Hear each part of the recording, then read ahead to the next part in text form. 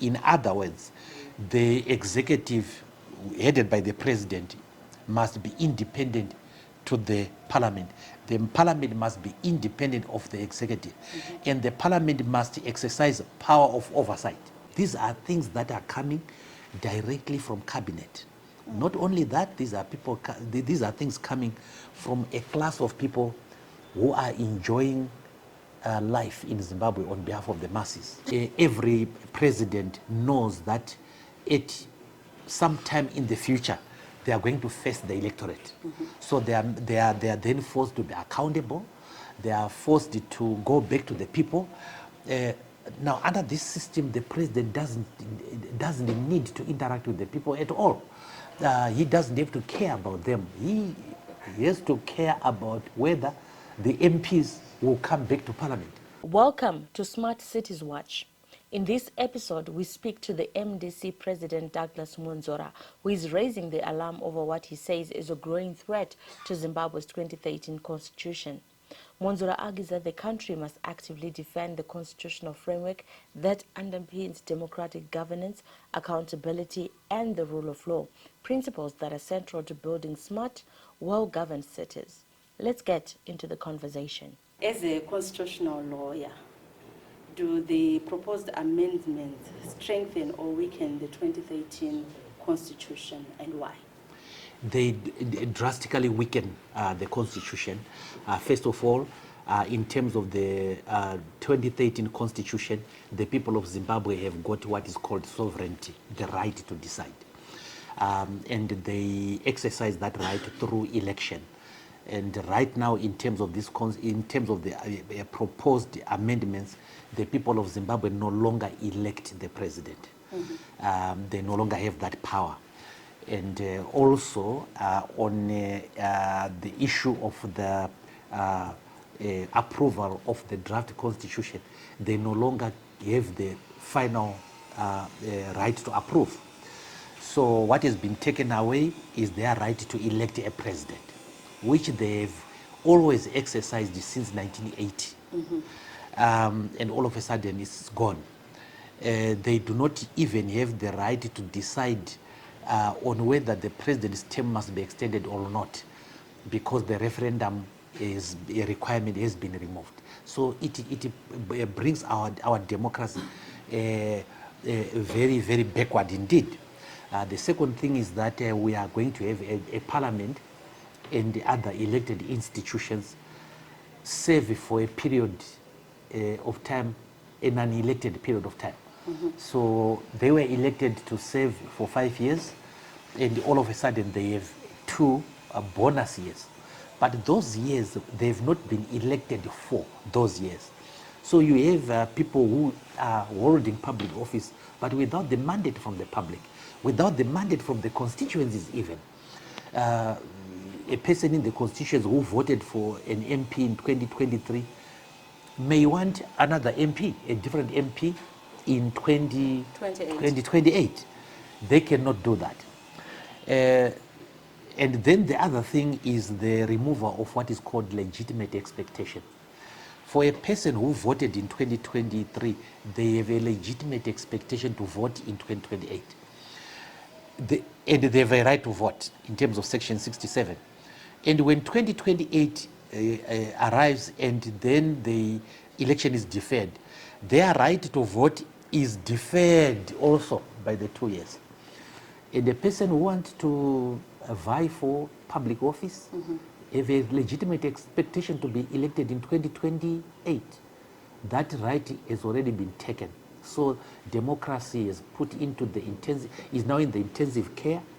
The gender commission is gone, and therefore emancipation of women, gender mainstreaming is a way of democratizing our country. Is gone. Right.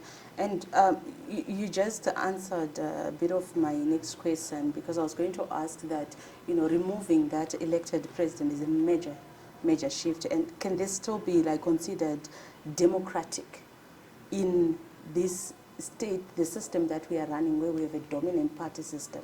It is not democratic. In fact, what is going to happen is that you are going to have a one-party president, you are not going to have the possibility of a president coming from a different party, which existed under our system, where a person with a popular vote may not have the same, may not also have the same majority of seats in parliament.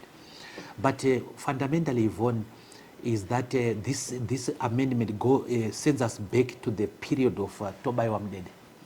It is now the Registrar General that is going to register voters and to run the voters roll. This is a system that we got rid of in 2013. It has been brought back.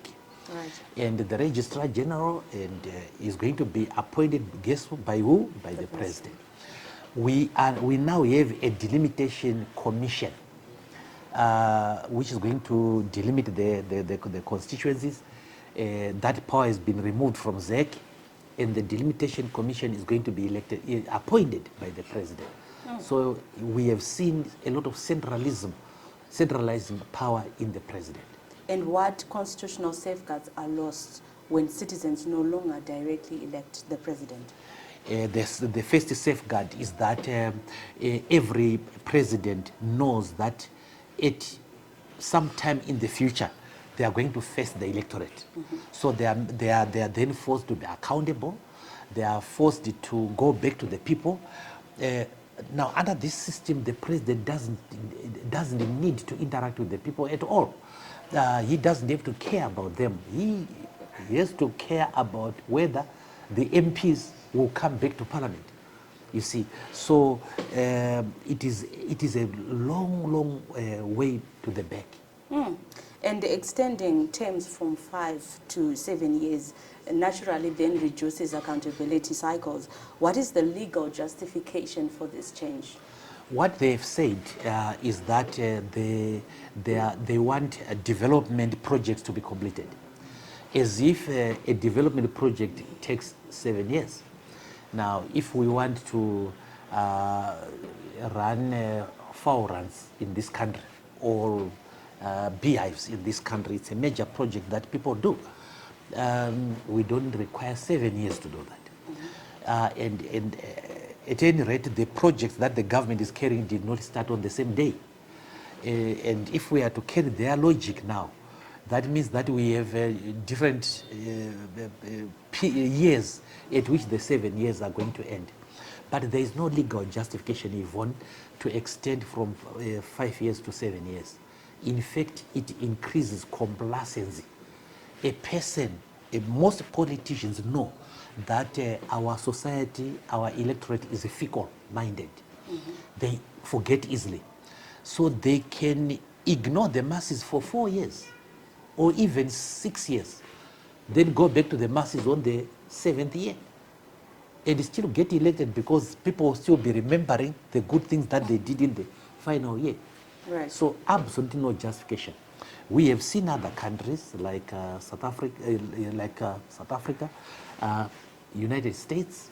The term of office is 4 years. They are running very, very well. Right. The United Kingdom is less than Zimbabwe. They're doing very, very well. I mean, it creates an impression that we don't have a system where we are able to pass on the baton. Like a vision should be a national vision, and whoever comes on board should just be able to carry it forward. Now, when we then look at the system that we are trying to change or trying to put in place, does it make sense to the ordinary person on the ground that there is this extension that needs to take place, or a direct appointment of certain members of parliament by the executive? Absolutely not. The problems that our electorate faces right now are the problems to do with livelihoods, their welfare, the welfare of their loved ones, their equal access to economic opportunities, and so on. They want to better themselves. Those are the issues that they are preoccupying their minds, not the extension of term. And at any rate, if the election was going to take place in 5 years, the people have the opportunity of renewing their leaders earlier, and not for a lifetime. So that means people can stay for 14 years with one president. Yeah. Yes. And does increasing presidential appointments to parliament violate the principle of separation of power? Yes, because there must be separation of powers between the executive and the legislature. In other words, the executive, headed by the president, must be independent to the parliament. The parliament must be independent of the executive, and the parliament must exercise power of oversight. Now, where the president has elected members of parliament on his own, those people cannot exercise oversight over his government. Right. So it is lost. The oversight is lost. So, how do the proposals compare with the 1987 constitutional changes that introduced the executive presidency? The difference is now exactly the same. We have gone back to 1987, where the president could appoint members of parliament, right? The only difference here is that members of the Senate, the upper chamber.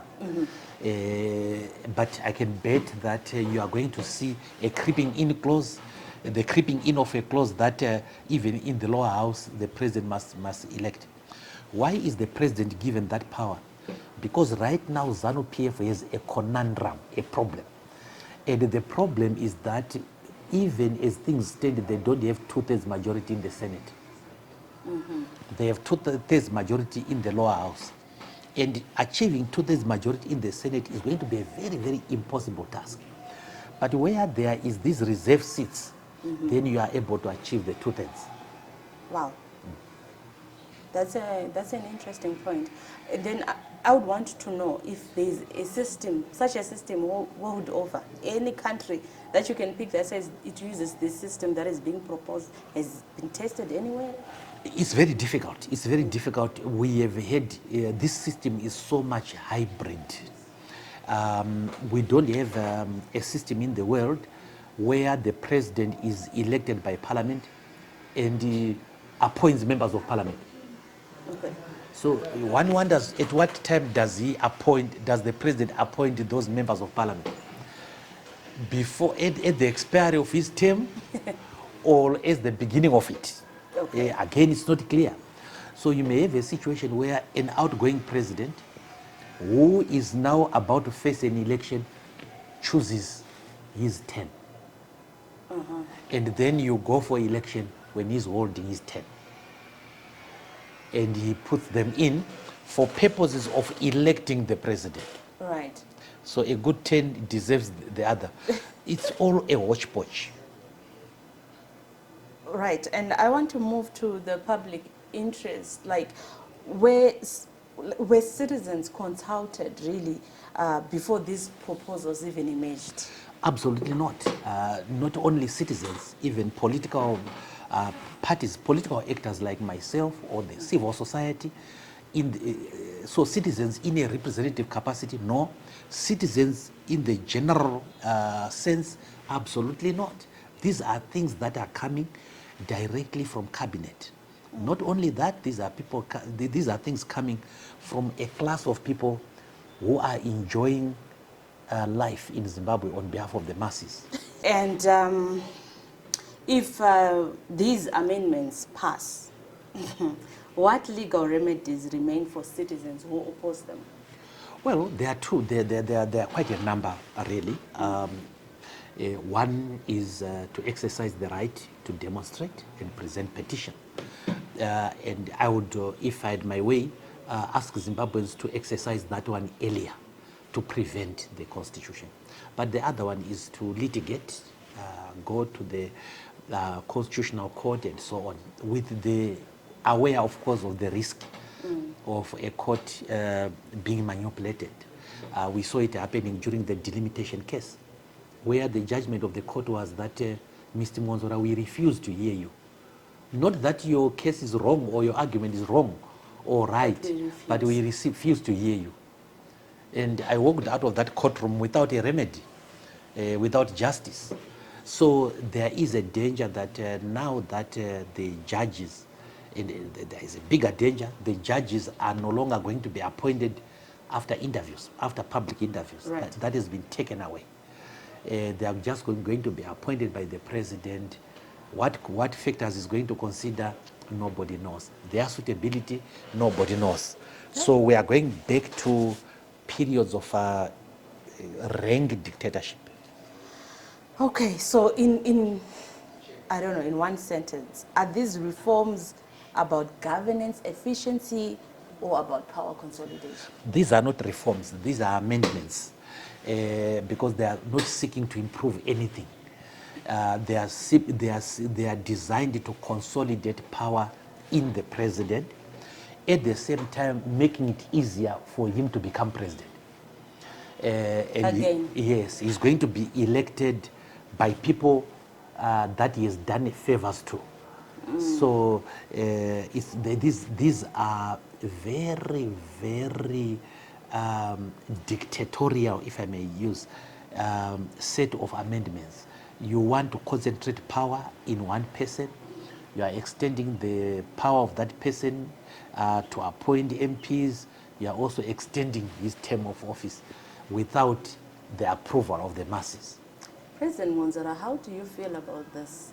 As an individual, you were on the driving seat during the constitution-making process leading up to the 2013 constitution. How do you feel about the continuous amendments that we see to the constitution? It is very heartbreaking, I should confess. More so because by virtue of being co-head of COPAC, I witnessed the outreach program and what the people said they wanted in their constitution. Right. We tried as much as we could to accommodate that. And when we had finished the constitution, we subjected to referendum. The people read it and they put their seal of approval by a yes vote of 95%. Now, this constitution is being disentangled systematically by this regime. We are going back to the periods of consolidation of power. We have already removed the limitations of the armed forces. They don't have to follow the constitution anymore. And that is a real dangerous thing. Yes. You still haven't told me. Yes, it's heartbreaking. Yes. Well, like I remember there were negotiations after negotiations. Yes. There were times when you would walk away from the table and you still had to come back again because this was for the good of the nation. Yes. And now this. And just to add to that, we actually went to jail for it. Remember, there was that clause 6.4.2 then in the draft that sought to disqualify President Mugabe. And some criminal charge had to be found. And we spent 27 days in Mutare Remand Prison during the inclusive government. All of that, plus the nights spent in negotiation, bitter negotiations, difficult negotiations, hard choices to be made. We even witnessed a murder of one of the guys in Mbare. I think it was Mandizhidza guy, the little Rasta guy. He was murdered during outreach. Mm-hmm. So all of that loss of life, juxtaposed with, remember that the constitution-making process came after 2008 as a result of the global political agreement, which came as a result of the way the election was held. And here at the MDC, we had lost in that election 300 of our finest youngsters. And when we went into a political settlement, that was fresh in our mind. Right. We wanted justice for them. And that's why we put in things like the Truth and Reconciliation Commission, the Reconciliation, National Healing and Reconciliation Commission, and so on. We wanted to achieve social justice for them. But we wanted to put in a democratic system in their honor. So as things stand, it looks like they died in vain, and the struggle was in vain. The way Tsvangirai was treated, remember the beatings in Machipisa, up to the time that he accepted to get into the inclusive government. All of that. dangers to his life. I remember he had to escape to Botswana. At one point, he had to escape into an embassy. I think it was the Dutch embassy or something. All of that seems to have been in vain. Right. These guys wanted this constitution. It now happens that it now seems that the constitution that we had in 2013 was a transitional constitution, was a temporary one. Right. ZANU-PF is restoring the constitution that it had before the inclusive government. And they seem, of course, we have activists, we have politically exposed people talking about this, but there seems to be like a general apathy in people. Like people have lost confidence in systems, of governance in this country. Elections.